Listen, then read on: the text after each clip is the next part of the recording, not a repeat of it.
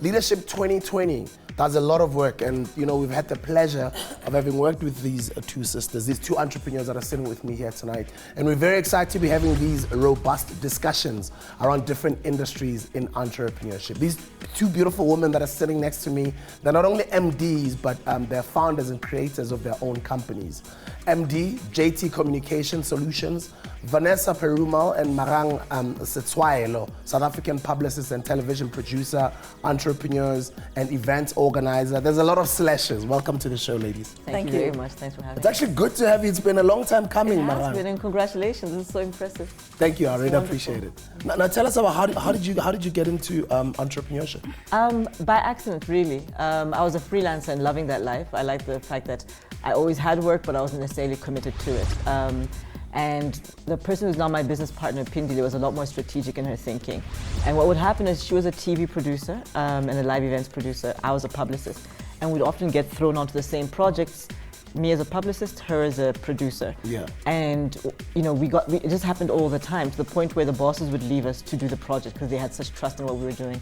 And she's like, we could really do this ourselves and earn our own money. We can only earn so much as freelancers, but if we join forces and offer our services out there, there'd be so many more clients that we could actually get instead of looking for work time after time. So it was really her vision that I, essentially bought into, and that's how I got into the business. And you guys have gone on to do some great things. Yes, we've been government clients, corporates. Yeah, it's been a nice mix. When we first started, it was, we were young black women, and the corporate space wasn't that welcoming to us. We didn't have experience as Dreamcatcher. Individually, yes, the CVs looked great, but as a company, not so much. So there was a lot of resistance from the corporate sector. So we thought, okay, well, let's just go where we're a bit more welcoming, which was government, and we used that work as a proof point to now shop ourselves to corporate. So it was a process, but hard work, perseverance, focus got us to where we were. And the name Dreamcatcher? Dreamcatcher, I'd love to be able to tell you a really wonderful story about how but the fact is the accountant was like, I'm going to the DTI now, in the next hour and a half. I need 4 options from you, fast. So I sat there and I'm like, what do I need this company to be? What does it represent? And Dreamcatcher was one of the 4. Wonderful. Thank God it was not taken. It was available because the other 3 names looking were just a nightmare. Thank God that Dreamcatcher was available. But essentially it was, what does this company represent to me? What do I want it to be? For myself and for everyone who I come into contact with. Wow, really awesome. And I think your job has been amazing. And everybody in the industry knows you guys and how awesome you are. And 100% black female owned? Yes. Lovely, and you've grown.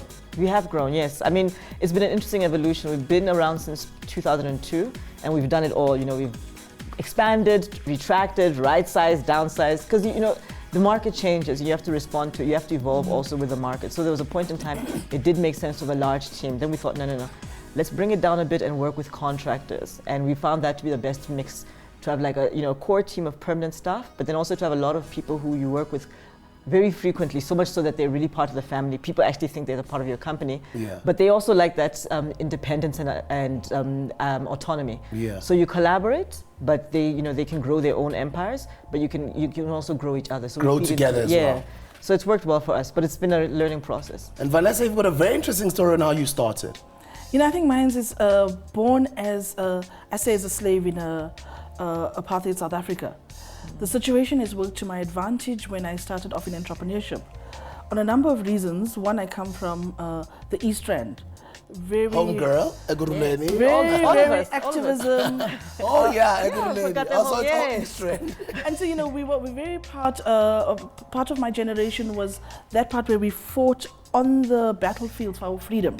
So coming from the ghettos and moving into Hyde Park 22 years ago when I got married, put me in a position where I really had a holistic view of life. And I started realizing, number one, on day one, I really like having 7 Woolworths in a 5-kilometer radius. 2, I really wanted white people problems, man. I really wanted, because my kids, I started having kids as a mom. I've got a 19-year-old and a 15-year-old. I was always taught about, I studied journalism and I'd always been studying this, broadcast, TV, journalism, etc., invested in myself. But when I got to these birthday parties, I realized, they'd say, I'm a consultant, the painter didn't arrive, don't have a second mortgage, visa, not at the airport, my husband's at his second company, and really we're trying to get into 2 countries at the end of the year, just, while we taking out a second mortgage for the 3rd house, and I thought, I want those problems. Yeah. You know, my dad is buried with Oliver Reginald Tambo in Actonville. I've seen that side, and I saw the power of money and the influence of entrepreneurship. I never knew it existed. I must say. But going to these kiddies parties with my kids, I was always the mum, arriving with half a day's leave, panting, barely could get there with my nanny falling apart. And like these mums are having their coffee and the kids are in the pool, and like, hello, is the strategy there? So I wanted hello, is the strategy there? So you got into PR and communications. Why PR and comms? Well, I worked at, I'm a journalist by profession, and I worked at SAMRO, the Southern African Music Rights Organization, by virtue of the job. And royalty collections, you know that because you're a creator yourself, and that's your income stream. Not only did we engage with people like Michael Jackson's income stream or Miriam Makeba, we were also working at future income streams and revenue. So when I left, there was a distinct gap in the market. Number one, we were in South Africa ourselves asking for transformation at a significant level in the business field.